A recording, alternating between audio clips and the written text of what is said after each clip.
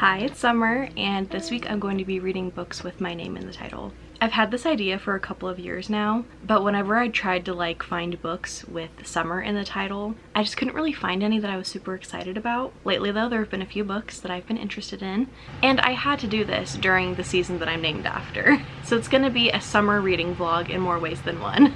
I have 3 books on my TBR for this week that I would like to get to. The first one is Cicadas Sing of Summer Graves by Quinn Connor. This cover is so pretty. The genre tags for this one are fantasy, horror, fiction, mystery, LGBT, thriller, queer, adult, mystery thriller, and magical realism, which are some of my favorites, especially when they're together.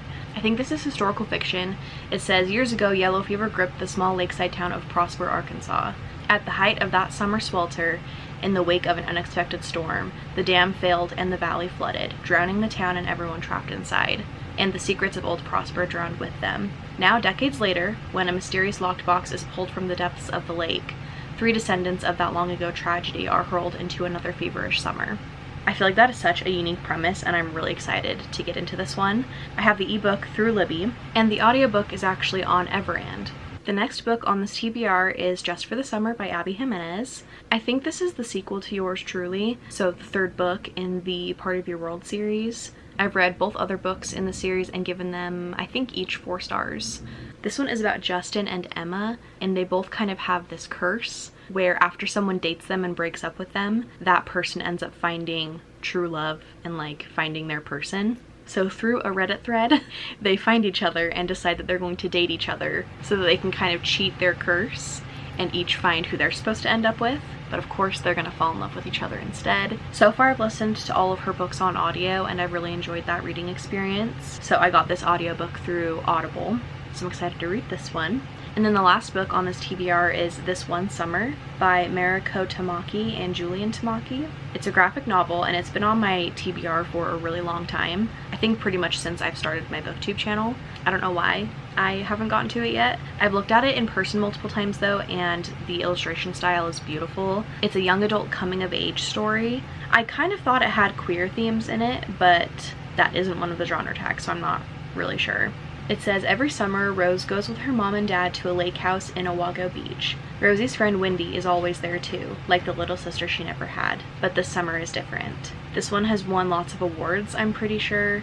I've heard nothing but good things about this one, and I've had multiple friends that have really enjoyed it, so I really think I'm going to like it. I don't own this one yet, and there's quite a long wait for it on Libby, so I was thinking that I could go to the library today and try to find it in person.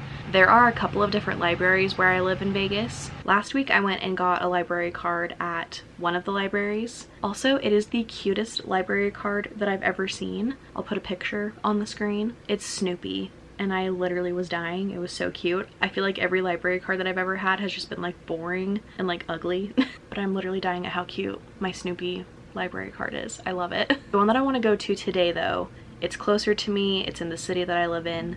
The other one that I went to is more for the county that I live in. I just want all of the library cards that I can get my hands on so that I can have a greater chance of getting the books that I want from Libby. Also, the county library that I went to didn't have This One Summer in stock, so I'm hoping that this one that I go to today will have it. This will be my first time going to this library, so I'm excited to see it. I think it's kind of a newer one, so I'll take you there with me and we can try to find This One Summer. If they don't have it, then I might just order a copy for myself off of Amazon. While I'm kind of out doing things today though, I think that I want to go to Target. I have a few things that I need to get. One of those things is fairy lights to go on this new canopy that we just really put above our bed. We used to have a shelf and a little rainbow macrame thing on the wall, but I just thought this was kind of fun and cozy. I used to have one of these above my bed when I was younger growing up, so it's kind of nostalgic a little bit too. It's just so pretty. I really like it. But I want to string fairy lights through it so that it feels even cozier, so I need to go pick some of those up. Also, since this is a summer reading vlog, I would like to try and get some watermelon while I'm at Target, if they have it, because I just associate watermelon with the summertime. Also, this week I'm going to be trying to do a few summertime activities and crafts and stuff like that, so I think it's going to be a fun time. I'm really excited. With all of that said, let's go to the library.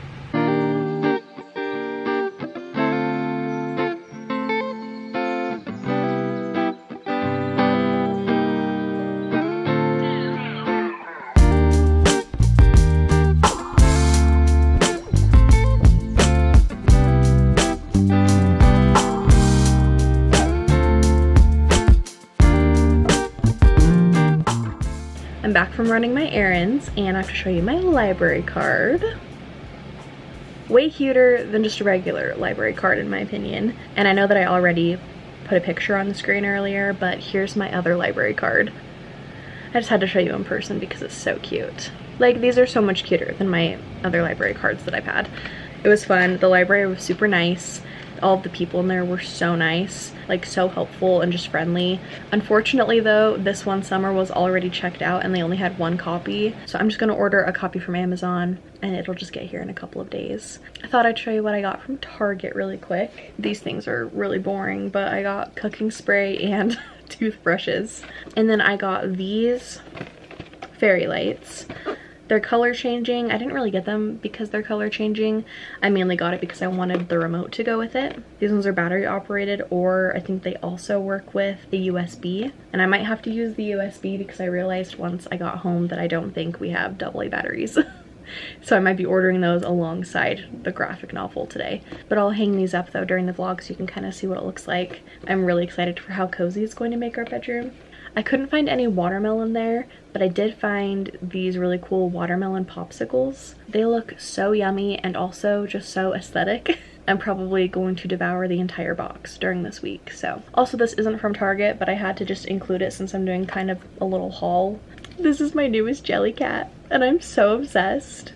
It's one of the amusables, which means they have like arms or legs. It is literally so cute though. I'm obsessed. I don't have a name for them yet, so if you have any suggestions, leave them in the comments. So far with all of my Jellycats, I've been doing like a food name. So far I have Matcha, Basil, and Ricotta. I call her Ricky for short though. I haven't really been able to come up with one for this one yet. Let me know what you think I should name this Jellycat in the comments. I'm trying to be picky with stuffed animals moving forward because I literally have so many Squishmallows and I need to chill out. Jellycats are good though because they're smaller, they don't take up as much space, and they're a little bit pricier, so it makes me like be pickier before I buy one. But I really wanted to get the rainbow during Pride Month, and I'm so glad that I did because I literally cannot get over how cute it is.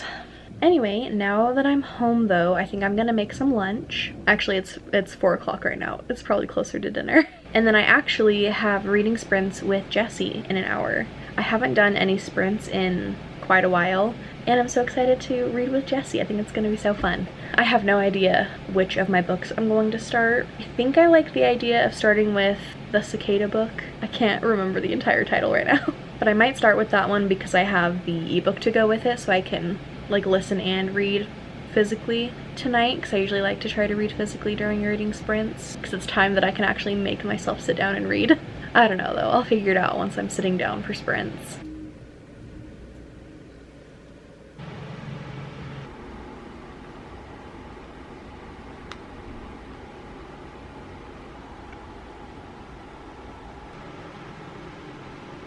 Sprints start in about 10 minutes, so I think I decided on the book that I'm going to read. I think I'm gonna listen to Just for the Summer because I feel like I'm more in the mood for like a romance instead of like a thriller type of book. So I'm gonna listen to that, and I think I'm gonna try to do like a craft while I do that. I feel like making like bracelets or anklets is a very like summertime activity in my mind at least. So I think that I want to try to make an anklet for myself. I have a ton of beads though, so I might also just like make a bunch of stuff. So I'll try to film while I'm doing some of that.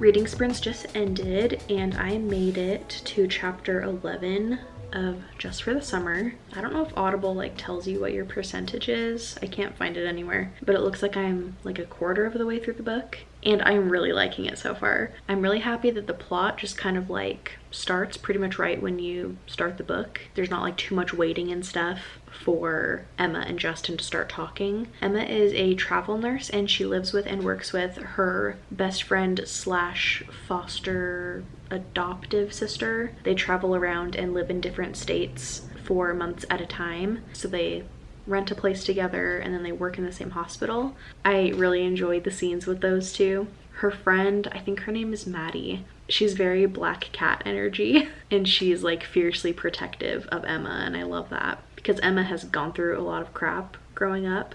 She has a lot of trauma with her mom that we're kind of starting to find out. I'm finding myself getting frustrated that she is still loyal to her mom after everything that she's gone through, but also people deal with trauma in different ways. So I'm sure that this book will be a lot of her like working through that and maybe kind of like changing the way that she feels about things. Her and Justin have worked out their fake dating scenario. They're going to date for a month and then break up and then hopefully end up with their true loves after. They've gone on their first date and it's just so cute to see them together.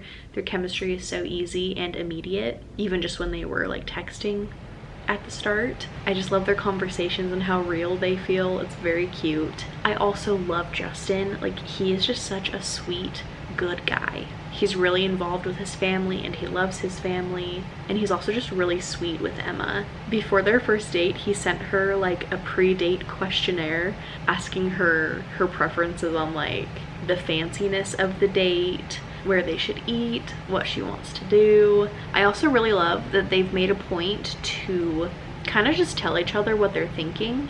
There's no miscommunication so far, and I am so happy about that because I hate miscommunication in books. I just really like that these characters aren't holding back. It's just very refreshing. I think I'm gonna keep listening while I just do other things tonight before I go to bed. I don't know if I'm gonna do any more crafting or not. I already showed you how my necklace turned out. I'm really happy with it. I think it turned out really cute. And then I also made 2 anklets. I made this one and I used kind of like watermelon colors. I love a pink and green color combo. They just go together so well. And then I made this one. I did a pattern with the colored beads and then put a white bead in between each one. So yeah, I have some cute little anklets to wear. I'm going to keep listening to my book and I will talk to you tomorrow. I listened to quite a bit more of my book last night, and now I'm a little over halfway done with it. I have 4.5 hours left, and I'm still really liking it. We're getting to a point in the story where there's starting to be a little bit of like contention. Like, there's some things that are starting to kind of like work against the characters, and it's really sad and frustrating. I know it's all gonna work out in the end because it's a romance book, but all of these characters have just been through so much. It just feels like the stakes are really high. Like, I'm just really rooting for their happiness, and I just don't want them to get even more hurt before it gets better, you know? So far though, there's still not like miscommunication that's happening. In fact, they're having a really like honest conversation right now that's very good for the situation that they're in. So I'm really appreciating that they're just like actually talking to each other. I'm really scared for what's gonna happen though. It's gonna get worse before it gets better. I think I can finish it today if I really dedicate some time to it. And I have another like summertime craft that I want to do. There are a couple of different seashell crafts that I found that I thought would be fun. There's one craft where you get kind of like a bigger seashell and you paint it so that it becomes like a little trinket tray. So I thought that could be cute. I also saw this really cool like ring jewelry holder on TikTok though, and it's just like a piece of air dry clay with seashells glued into it upside down, so they're like little bowls and you can like put jewelry in it. I'm pretty sure that I have air dry clay. I just need to find it.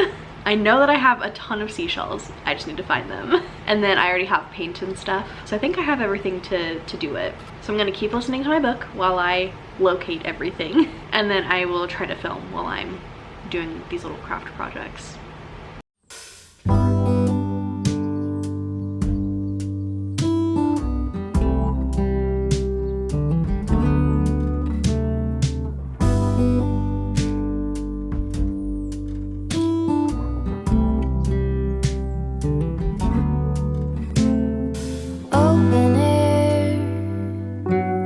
Side by side we sway there in all the colors. Summer love,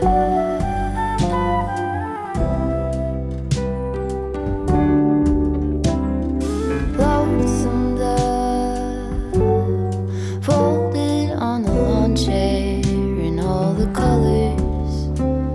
Summer love.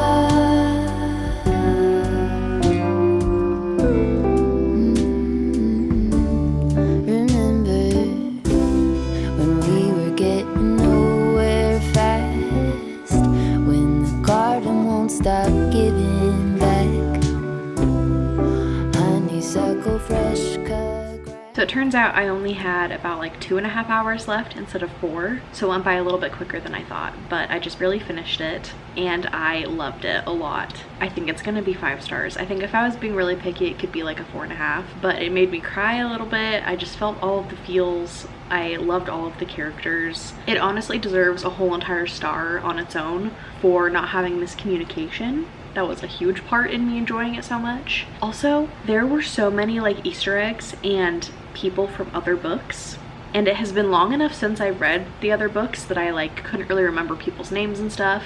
And then when things started to happen, I was like, oh my god, this is that person. It's just fun to see how everybody is like connected to each other. It was just so sweet, and I loved to see people in healthy relationship and like working on their own like mental health and their own trauma. There was also an interview with Abby Jimenez after the audiobook where she kind of like talks about her sources and why she made certain decisions, and I really enjoyed that as well. I also am almost done with my little seashell shelf, my sea shelf. I don't know. This is all the way like baked through, and I've painted like a kind of cream color on it. It's not perfect at all, but I kind of did that on purpose. I kind of like that it looks like a little bit wonky. And then I pressed the edge of each seashell into it so that I could know exactly where to glue it. And then I've painted each of the seashells pink, and then did like a little like pink pearlescent layer over the top of it too. And then on this one I painted a little bit of like a gold rim around it. I can't tell if I like it or not. I think I like it. I think I'm just gonna do it on all of them. If I end up not liking it later, I can just paint over it. So I'm gonna paint the gold edge on the other 2 shells, and then I'm going to use some Gorilla Glue to attach everything. And then I'm gonna go hang it on the wall.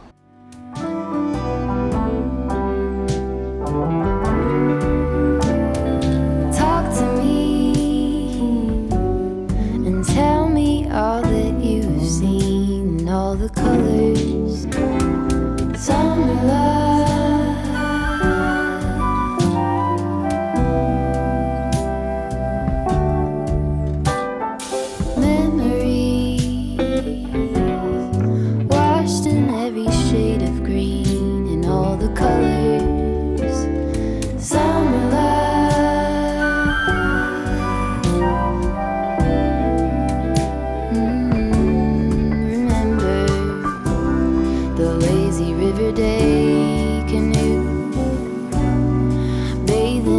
Turquoise blue, losing track of time with you. Another peach pie sunset view, sleeping in the afternoon. No place to be and nothing to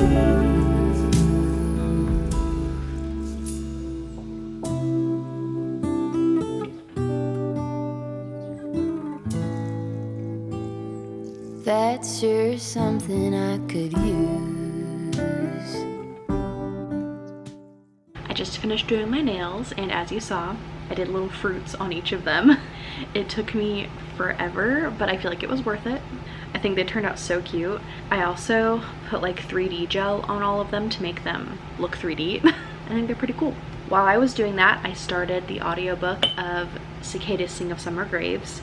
I'm on chapter 9 right now, which is about a quarter of the way through. It says I have about 4 hours left in the audiobook. I'm listening to it on 1.8 times speed. So far, if I had to rate it, it would be 3 stars. I'm pretty sure it's taking place like current day in this really small town, and the lore of the town is that there was a really bad case of yellow fever that broke out like years and years and years ago, and the rumor is that to wipe out the yellow fever, some people broke the dam and flooded the entire town. So there's now like a huge lake, and a lot of the story kind of revolves around the lake. So far, I think that we're following 3 different people. I think there's Lark, Cassie, and June. Cassie runs like a little antique shop where she kind of DIYs and flips things, and her younger brother is staying with her for the summer. The other character, Lark, I'm pretty sure is kind of returning back to this town to clear out her dad's old fishing boat that he kind of turned into like where he would hoard telescopes. Like he had a really specific interest in telescopes, and it sounds like he had kind of like a mental break and is now like in a facility getting care, and she's kind of in charge of sorting out all of the telescopes and getting the boat ready to sell. And it's a really overwhelming task for her. And then June is returning back to this town to stay with her aunt after her life hasn't really been going how she's wanted it to. And all of them are kind of like starting to meet with each other, and their lives are kind of starting to intertwine a little bit. So far I'm having kind of a hard time telling whose perspective we're hearing from. Luckily it says people's names pretty often, so I can be like, oh, we're in this person's perspective now. But it doesn't really feel like each of the voices are very distinct. I feel like Cassie is the only character that feels unique enough, and I can tell when it's her. Also, the magical realism stuff, it feels a little bit out of place in this story. I was really excited for those elements, but so far it just feels kind of disjointed. There have been a couple little things mentioned that kind of seem paranormal, like little ghost things maybe. People are seeing things for like a split second, but then the next second it's not there and they're not sure if they made it up or not. People are having like really vivid dreams. There's like talk of really strange kind of sleepwalking. And then we just really got this scene with these like magical fireworks, and it just doesn't really feel like it's all mixing together very well. And maybe it will, like closer to the halfway point or towards the end. I don't want to be too harsh with my judgment on it like right now, since I'm only a quarter of the way through. But so far it's just a lot of backstory of the people that are in this town, all of the kind of like lore that surrounds it. So far it's very character driven versus plot driven, which I don't mind, but it's just like really heavy on the character stuff, and it doesn't quite feel like there's enough plot really moving it along for it to like really be keeping my interest. Like, I'm feeling a little bit bored at this point. I'm hoping that when I start tandem reading this with the ebook that I have from the library, I'm hoping that the perspectives become a little bit more clear for me, and also maybe I'll feel a little bit more like engaged in the story and I'll start to enjoy it a little bit more. I'm definitely going to keep reading. One of the things that I am liking about it is that it has kind of flowery writing. At points it has felt like it's dragged on a little bit too long with like descriptions and stuff, but I do like the writing style for the most part. And also I feel like the setting and the vibes are very like tangible. Like, I can imagine being there in this small town in the summertime. This is set pretty much, I think, right around the same time of year as right now, so that's kind of cool. But yeah, so that's my little book update. My craft update is that I finished my little shelf and I think I kind of hate it. I can't decide if it's cute or ugly. Yeah, I don't know. This is gonna go in the bathroom on the wall for me to put all of my jewelry in, but I don't really want it to have that much of like a moment, because if it's ugly, like, your eye will just be drawn right to it. So this is not going to go in the bathroom. I think I'm going to put it on the tack board that's behind my desk, and I can use it to put like SD cards in. My tack board is pretty like busy and there's a lot going on, so if this is on there, it'll just kind of blend in a little bit better. So I think it'll be good there. So yeah, I don't know. This was a fun project to do, but I don't really know if I like the outcome, but that's fine. So I'm just gonna keep listening to the audiobook while I make us dinner really quick, and then I will try to hop on tomorrow and give you a little update.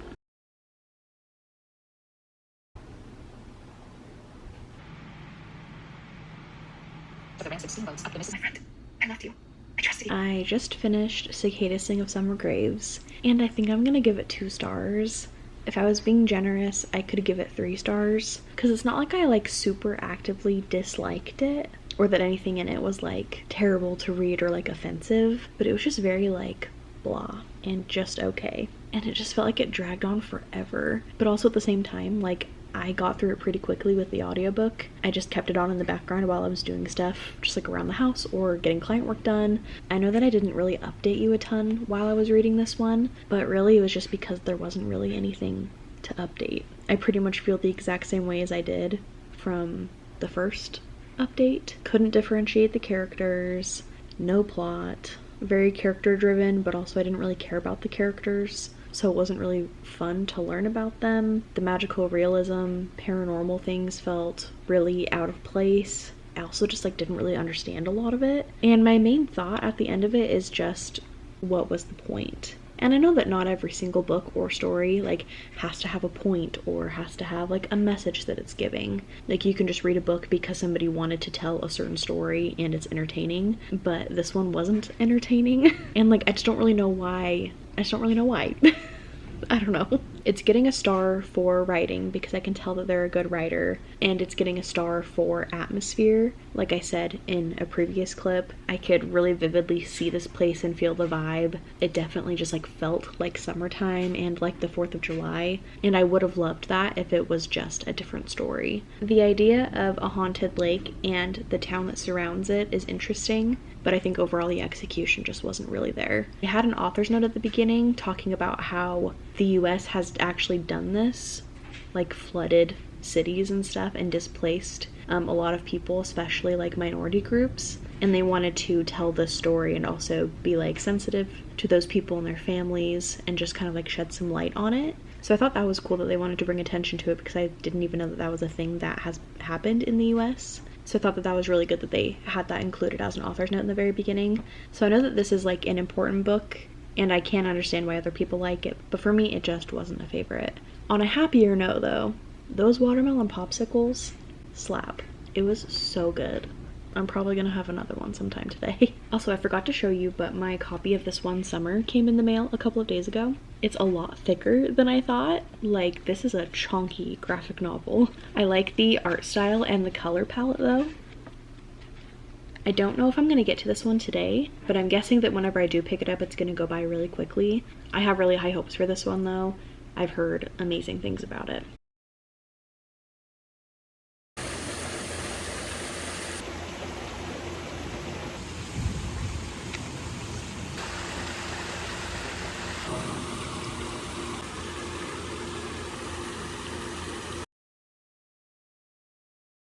It's the next day and I have officially finished all of the books on my summer TBR. I finished This One Summer last night after swimming at the pool, and I'm giving this one 2 stars. So at least I had a 5-star book at the very beginning, but it's kind of too bad about the last 2 books on this TBR. The illustrations deserve 5 stars. They were beautiful and really well done. I loved the art style, but the story itself just was very depressing and unsatisfying. And I understand that like not all stories can be happy. I understand someone wanting to just tell a slice of life story where you don't really get a definitive ending, but this just didn't really feel like it accomplished anything. Something that was really prevalent in this was slut shaming, and it was never properly addressed. The main character, Rose, was just scolded whenever she would use that type of language, but no one ever explained to her why it's bad and why people say those types of things about women. There was just a lot of internalized misogyny happening and just misogyny in general, and I think that it could have been a really great learning experience for Rose to be able to like really be talked through how women are treated in society, but it just literally was never addressed. This also could have been a great time for her to learn about adult relationships, but even that never really gets fully explained to her. It just feels like there's a lot of really complicated things happening around her and she's just kind of observing it all and potentially being confused by it. If I would have read this like at this age, like as a preteen or an early teenager, I think that it would have been really confusing. So I definitely wouldn't recommend, if you're in this age group or if you have someone in your life that's in this age group that's wanting to read this, I wouldn't recommend it. It just really wasn't a favorite, and I'm so sad about it because I had really high hopes for this one. I'm honestly like really surprised that it has a lot of awards. I mean, maybe it's because this really does just show like a real family. Like, it's not perfect, it's flawed. I don't know, it just wasn't for me. But on the bright side, I read a 5-star book that I had such a good time reading. So I feel like this is a success just because of that, like one 5-star book. I would love to do this video concept again next summer, so you should let me know in the comments if there are any books with summer in the title that you think that I should read. Thank you so much for watching, and I will see you in the next one.